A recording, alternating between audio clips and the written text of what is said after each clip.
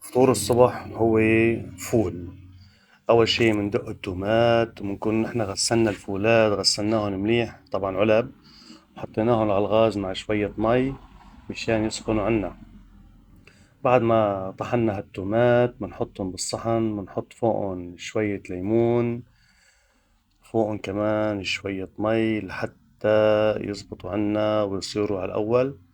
هون بنجهز نحن عدون ما يستوي الفول أو يسخن الفول، نضرب شوية بندورة بننعمهم منيح مشان التزيين، ومعاهم كمان شوية بقدونس نفرمهم فرما مبرحا.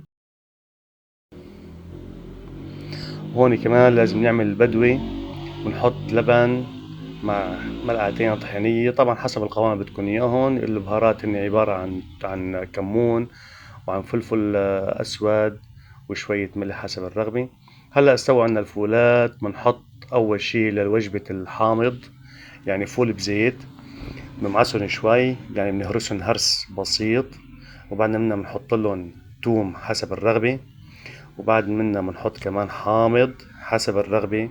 والبهارات هي عبارة عن كمون وفلفل أسود وسماق، نخلطهم خلطا مبرحا ونصبهم بصحن التقديم، وبعدين بنزينهم بهالبندورة وفوقن البقدونس، وأكيد ما بننسى زيت الزيتون الحبيب.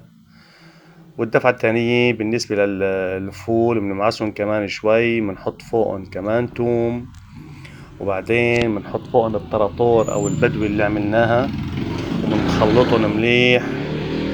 وبعد منا بنجيب صحن التقديم وبنحطهم بصحن التقديم. وهلأ بنزينهم شوي، أكيد أول شي البهارات الكمون والملح والفلفل الأسود والسماق والبابريكا،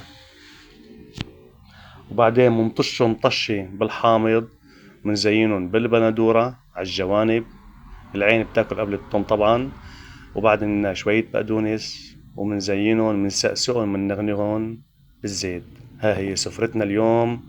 صار عنا الفطور الصباحي جاهز، فول زيت وفول بالطراطور اللي هو البدوي. طبعا هالخضرة هاي التشكيلة لازم تكون جاهزة، لازم تكون موجودة.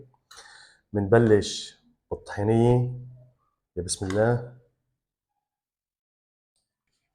روح لها تلحقها بكرشة خيارة، فليفل جباري.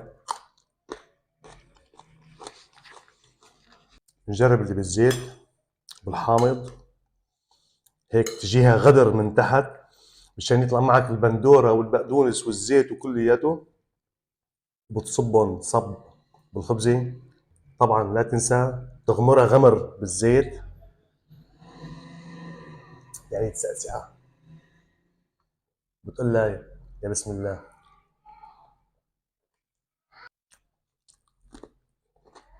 وهذا الفطور صار بين ايديكم وصار على القناة. انتظرونا قريبا ان شاء الله في مفاجأة راح تفجر الدنيا على القناة، عم محضرها، بدها شي 3 4 ايام ان شاء الله تجهز. كان معكم الشيف علي، صحة وهنا.